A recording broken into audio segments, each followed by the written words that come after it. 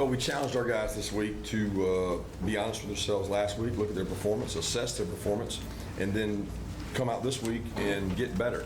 And I thought our guys had an unbelievable week of practice. I thought our Monday, Tuesday, Wednesday may have been the best in 7 or 8 years. I was very impressed with the way they handled the practices, regardless of the opponent, who it was. We needed to practice better than we did the previous week. They did that. Was proud of the energy and enthusiasm the punt return. Spike kind of sparked us. Was really excited about that. Muse continues to do that. That provides energy. I think it's kind of like basketball. When you play really good defense, it helps your offense. When you play really good special teams, it helps your offense. So we were able to do that today. A lot of guys contributed. Our goal is to have a lot of guys be able to contribute, and I was proud of that. So a lot of good there. A lot of things we can continue to work on, and we definitely need to do that. Coach, what would you attribute this slow start to? Well, I don't know. Today we took the ball and drove down the field. I mean, we had one play, a third down, that we didn't execute, and that hurt us. And Carson fumbling is concerning because you can't have that. The ball got away from him. We harped on that last week when he made the guy miss and scored.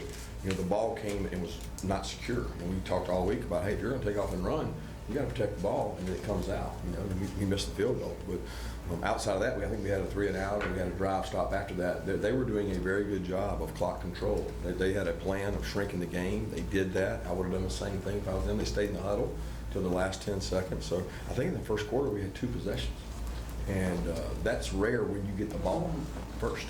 So really after the first drive, which we did good things, we only had 1 other possession that quarter. What's the latest on Devon, and how did you think Dan and David played in this one? Well, they both did some good things. They practice every day. They go with the 2s and 1s and roll in there. They do a good job. He has an ankle sprain, and the severity of it, I do not know. I know he could not return.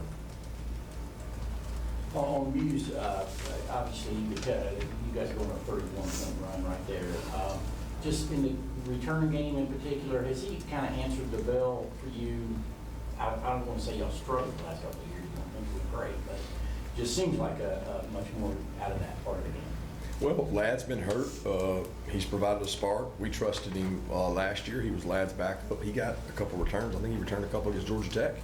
He does it every day in practice. He's done it for 3 years and done a great job as a scout team guy. And when you go against the guys you go against at our place, you're going to get better. And you know, to be honest, I love Muse. He's done a great job. But there's 10 other guys out there that were elite at holding people up. You look across the board, there's Malachi Starks making blocks, Marcus Rosenme making blocks. I mean, those are really good football players that are holding people up out there for their teammate. Coach, when we asked you about the clock change rules, you thought it might take 3 to 5 plays. Do you think it might have impacted what went on in that first quarter this week today? I don't know that statistically, but it's right now across the country it's taking more than that. It's taking away more plays than that. Nobody really knows why per se. Teams aren't going as fast intentionally. There's been a lot of large margin of victories, which you could attribute that to that. Like at the end of the game there, they were just taking all the clock they could. They weren't trying to get the plays. So I think as you get into conference play, you're going to find out exactly how much it's taken away. Kirby, I know we're getting play running back some. Did y'all anticipate y'all getting to maybe use him in this kind of role or something? When we signed him? Yeah. No, we didn't sign him thinking that. We came to camp, worked out as a wide receiver. We liked him at wide receiver. He did some really good things. We played all wide receiver last year. There's never a thought of that. It's only come up with the situation we have at running back, and he's provided some explosiveness and showed that today. Kirby, you guys had 3 interceptions in the second quarter, I think. Talking about helping other units of the team. What does that do for the offense when they get the ball back so fast? And I know some of them aren't necessarily how you would draw it up when all caroms off somebody, but it's opportunistic, I guess. Yeah, lucky is what I call it. We didn't create those. I think Malachi's was a great example of, he had a play very similar to that the week before. He didn't make the play, and we talked about, hey Malachi, you gotta, those are the plays you gotta make if you're going to get interceptions or turnovers. And he made an elite timing of the ball, jump, caught the ball highest point, really great play. He forced that one, but the others were luck. And you're not always going to be able to rely on luck. It's kind of like the one they got was a little bit luck off the tip ball there with Carson in the second half. So you can't count on those things, but I can say this, we didn't catch the tip balls last week, and we caught the tip balls this week, so we took advantage of the opportunity they gave us. How do you assess Carson's first 2 games? Now, again, maybe the opposition's not to the level we're going to start seeing next week, but pretty pleased with what you've seen out of him in 2 weeks? Yeah, I'm extremely pleased with what Carson's done. He's making good decisions with the ball. There were a couple times today that I thought that didn't occur in the last game where he got flushed or he got trouble and he got rid of the ball, and you can't make it dangerous when he does that. He's got to live for the next play and move on. But he's getting the ball out of his hands quick. He sees the field. He can tell you what coverage it was. He keeps his eyes down the field. Had a max blitz today. We cut a guy free. He stands in there and throws a touchdown to Marcus Rosemead. Not a lot of quarterbacks can do that. So he does a good job playing that position. What happened to him and Dawgs? How they were low that to the depth of the line? Yeah, he's dealing with he's really been dealing with a foot injury the entire fall camp. So we shut him down, I think it was 2 weeks before camp, and probably 3 weeks into camp. I mean, I don't know how long it was, 4 or 5, that he didn't get to do a lot. He came back, he was functioning good, he felt good. He felt it a little bit in last week's game. And, you know, we've been advised to shut him down right now, and he'll be week to week, and we hope to get him back. Kirby, how do you evaluate the run game yesterday and through the first couple weeks? It seems like it's been, up and down, maybe not as consistent as you think so. We'll define the run game for me. And the ball on. Is that a run? Me, it is. Okay, so for me, there's an extension of the run. There's these things they call RPOs and bubbles, and in football now, those are runs because they're run-down calls. So we're running the ball, but we elect to throw it on the perimeter, and we get 5-6 yards. So to us, that's a running play. To you, that's a pass play because that's what the stats say, but that's not the case. So if you say I define the running game as between the tackles and only between the tackles, I'm never pleased with that. I'm never happy with that. I'm only upset when the extension of the running game is poor and the running game that you're defining as a running game is poor. But I'm happy with the extension of the running game. That sets up things like the play to Oscar Delp. That's an extension of the running game because that comes off of a running play. So you got to be good at something. And right now we're better at that than we are the interior running game. Not just for Carson, but how big is Marcus Rosemead Jackson's presence for this offense? His confidence and just leadership is incredible. He pushes people. He's a fearless leader. He practices every day. He goes out on specialty. He starts on 2 units as a starting receiver. I don't know that you can find a receiver in the SEC that starts on 2 units and starts at receiver. He's passionate about that. So he gives us a confidence and aura about us that I think is very good. Kirby, Jarvis Jones wasn't on the sideline today. Is there an explanation you can offer for his absence? Yeah, he's dealing with a suspension, so he'll be back with us this week. What has Dejon Edwards' progress been like, and how close is he to dressing out tonight? Dejon? I thought he did dress out. Did he not dress out? He did. He did. Close He to dressed playing out. today. Close to playing? How close is he to If we playing? needed him, he was going to play. How'd you feel like the blocking was early? Up and down. We had a couple plays that we had a chance to be really explosive, and we didn't get it. And then there was a couple mistakes we made last week on the perimeter that we fixed. Like Ra that made a great block today on the perimeter. He missed that same block last week. We worked hard on it. He got it. Muse broke a tackle. You know, it was only a 5-6 yard play, but it was perimeter blocking that was good. We had several others that were not so good perimeter blocking. And if we're going to be good in the extension of the run game, we have to be good perimeter blocking. Kirby, your team gave up 3 points today. Y'all created 3 turnovers. Just what did you see that they could maybe improve on? Oh, there's a lot. I mean, we're not getting balls out. You know what I mean? We're not getting challenged outside on the perimeter. We had several times that we were soft on the run. Where, I mean, if they run for 4 or 5 yards with their size offensive lineman and our size defensive lineman, they've won. And they had several of those. So we're still not playing the run defensively to the standard or my expectation of what an SEC upper caliber defense should do. I mean, we're just not doing that. I think you get caught up in stats, you get caught up in outcomes. I'm all about, did we do it right all the time? And if we didn't do it right all the time, then why didn't we? Saw Taki make some plays. Just how do you feel like he's fit in this defense couple of games in this season? I'm proud of him. He's a leader. He was a captain today. He's very vocal on the sideline. He challenges people to practice the right way, and he does it himself. So I like the way he carries himself. How would you maybe assess Zorian's Sori's progression over the last couple of years, and then today 3 tackles? Yeah, Sori he's been a flash player, man. He shows great ability, and then he'll have a mental situation where he might miss something. And if we could take those out, he can play at a high level.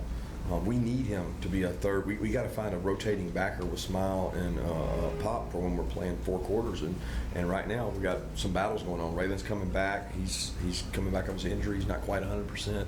C.J. Allen's growing up, and Sori's in that mix. And he's got to play with what I call starter consistency to be able to get in that rotation. And Kirby, I'm curious, why do you believe you had the best practices Monday, Tuesday, Wednesday you've seen here? Because we got some great kids, some unbelievable leaders. You know, everybody wants to talk about talent and stars and all that. I just, it's hard to measure. I don't know how talented we are, but I know this. We got kids that care. They were bothered by the fact last week we didn't have our best practices.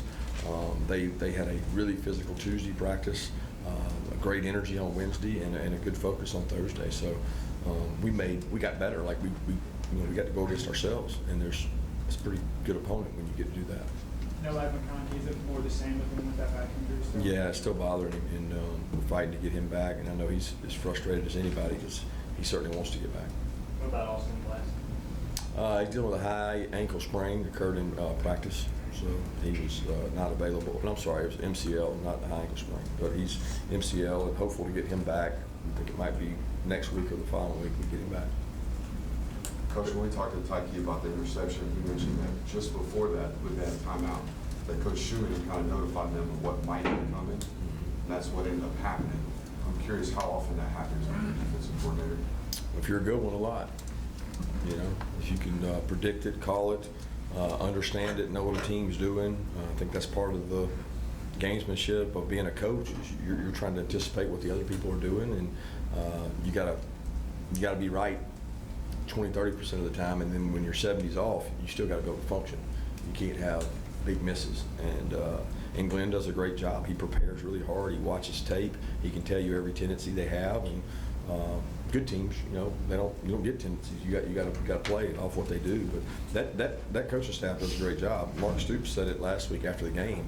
They do a tremendous job offensively of controlling the clock, short passing game, methodical. They'll drive the game. They'll drive the ball down the field on you. If they don't turn it over, they're going to have a great year. I mean, they gave us 2 turnovers, really. We kind of earned 1. What's been the biggest difference in leadership style between Carson Beck and Stetson? I don't know. Neither one of them were very vocal. They don't go command. They don't get all upset and rant and rave in a room or get up and give rah-rah speeches. They're who they are. They're very comfortable in their own skin.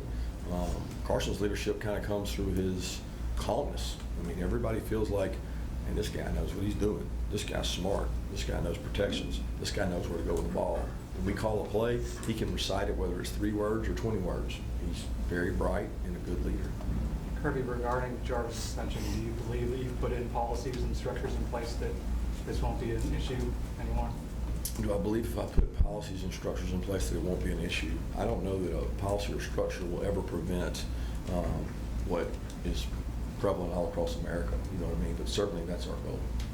Kirby, with the way that the defense and special teams picked up the offense when they were a little bit slow in the first quarter, how important is it for them to be able to provide that spark to the team when the offense wasn't exactly clicking at all in the first quarter? Well, it's team football, you know. We always say complementary football, but we want to be really good at special teams. I mean, everybody does, right? So we're not doing something different that they're not doing. We put our best players on it. We go out there and coach the hell out of special teams, and we try to be elite in special teams. You know, like our only goal right now is to be elite at getting better.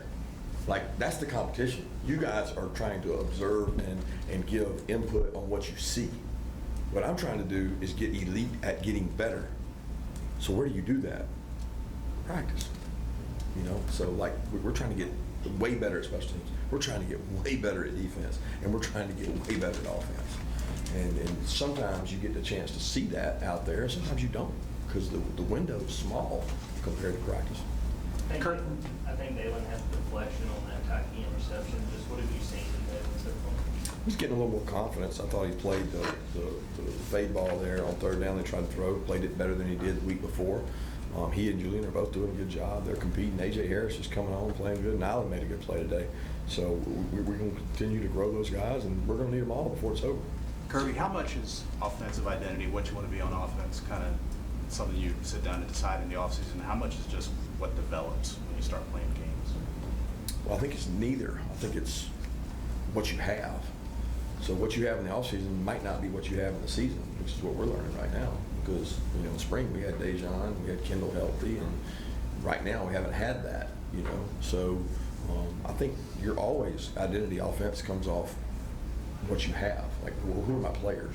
Who are the tight ends? Are the tight ends the guy? Are the receivers the guy? Who are the guys that you can get to touch the ball? What we've been really good at is spreading the ball around. I think we did that again today.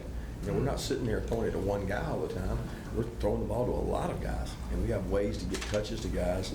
And a lot of what we do offensively is dictated by where the defense is. If it's this look, we're doing this. If it's this look, we're doing that. And you take what they give you. So I don't know if that answers your question. What was Kristen's injury and what have you been able to do? I don't know. I didn't ever find that out. I went over to check on him, and actually never heard him. So I don't know. I thought it was his knee, but I don't know if he's cramping or his knee. I don't know. What kind of confidence does Robbie Robinson get to begin to move? I thought he made some people miss today. That's a trait. The number one trait of a running back is secure the ball, make people miss. Can you secure the ball and can you make people miss? And that's what we need out of that position. I thought he had a couple times a day. He's getting a little more confidence. He bounced the ball out. He made some guys miss. He made a cut on the touchdown run. I'd like to see him run behind his pads a little better for a big man, but he did some nice things. Kirby, looking ahead to next week, Georgia and South Carolina have played each other for 30 years in a row. Next year, they're not on the schedule for you guys. So what are your thoughts on the future scheduling of Georgia and South Carolina games, knowing how much it means to people in the two-state, and your thoughts on the rivalry in general? I'm looking forward to the rivalry. I mean, I think it's a great game. It's one of the, you know, the big ones for us every year because it's a state that's so close to us geographically. But as far as the scheduling, it's the last thing on my mind. You know, I know you guys make a big deal about it and the passion of the fans, but for me, I'm worried about who we play next. A couple of the defensive players said they've been happy with how the defense is flying around so far and the energy through 2 weeks. Is there a way you evaluate that as a coach, just overall? What are your thoughts then on that kind of run? I don't think we've really been tested. You know, I think it's, if anything, I would say I was disappointed in the adjustments we made. That guys didn't carry those adjustments over. So Coach Schumann comes over and says, hey, next time they do this, this is what we want to do. And it's like the little game memory. When you pick the little card up and you see the cherries, and then you go over here and you pick the little card up, and then you got to put it down. You got to remember what was where. Like, what was that? Where was that at? So we got guys that can't play memory good because we tell them on the sideline, this is what we want you to do when this happens. And then they go out there and they don't do it. And then they give up a 9-yard play. And everybody goes, oh, golly. Man, Ball State got 9 yards on the Georgia defense and make a big deal about it. And we just had a teaching session over what you should have done and you didn't do. So we have to play memory better if we're going to be any good at defense. Take 2 more questions. What is it about Gabe Harris that's earned snaps through a position change? Sorry, what? Gabe Harris, what has helped him earn as many snaps as he's gotten through the position change? Position change. From outside linebacker to defensive line? No? Yeah, I mean, he's doing both. He's not a wholesale defensive lineman. With Ty being injured, we've repped him there more, but there is no difference in that position when we're in our 4-down front. So he's a defensive end 50-60% of the time. But he's different sometimes when we're in an odd front. But as far as playing more, that has to do with the score right now because we play those guys based on can they play winning football? And right now, when we get a lead, we want to get him. He plays really hard. Like he goes over on the scout team and he plays really hard. He has a high motor, and we want to reward that high motor with playing time. But he's got to earn our trust to play what I call meaningful minutes. Kirby, how does Kendall know in terms of, is he closer to 100% or? I don't know that. I think you'd have to ask Kendall that. I thought that he was much better this week. His stamina was better. His energy was better. I don't know. I can't sit here and say that he was 100%, 95%, but he was in better shape, and I know he felt a lot better coming into the game. Let me get a picture of you guys.